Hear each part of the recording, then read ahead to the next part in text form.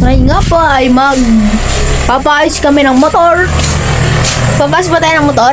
Yeah. Oo, kanukuha ka na naman ng liwanag, oh. Hindi pa makita. Hindi pa makita ang aking Ha? Punas na yan, boy. Suklay-suklay din, punas-punas din ang ano pag may time. Ito ang breakfast, ininit ko dito. Yan, kasi pagka ininit siya sa kawali, ay masusunog, so steam lang. Steam lang. Nga po ang aming breakfast. Oh, may hikab-hikab pa. Baho! Oh, yan. Breakfast champurado, ininit ko. Hindi ko ininit sa kawali kasi magdidikit, kaya steam. Tingnan. Sopas. Dumayo ka ng patay doon. Sopas doon. Kahit anong pilit mo sa akin, ako hindi kumakain ng sopas. Saan patay? May patay ba dito? Gusto mo, alamin natin. Patulong tayo kay Jen, maghanap tayo ng patay para makakain ka sopas. Nagreklamo siya sa champurado kasi raw matamis. Gusto niya yung maalat-alat yatang champurado. Parang single mom lang. Sabi ano, kitang-kita yun. Narinig ko yun. The next day.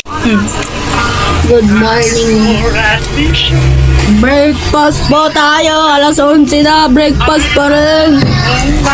Ano masasabi mo? Hindi na po breakfast to. Ano? Tanghalian na po ito. Ay, Bek. Ito yung sinasabi ko sa'yo kahapon. Ano? Di ba champurado ang almusal kahapon? Eh, ayaw daw niya noon. Ang gusto raw niya ay sopas. Kasi matamis. Oo. Ay, sabi ko, kung gusto mo ng sopas, magharap ka ng patay.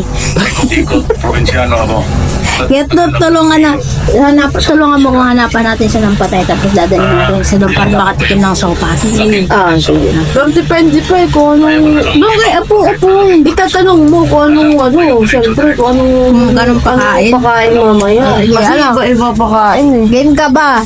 Hahanapan ka namin ng sopas sa may patay. Sasama ka ha? Oo. Sige, hanapan ka namin ha? Paghanap kami ng burol ha?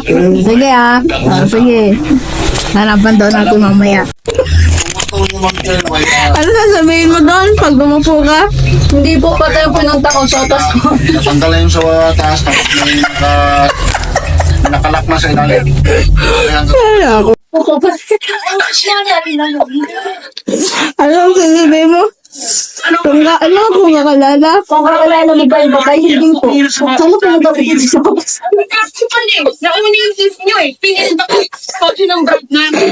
Tulungan mo ko ba? Hanapan natin siya ng patay. Kasi may sopas ang pakain.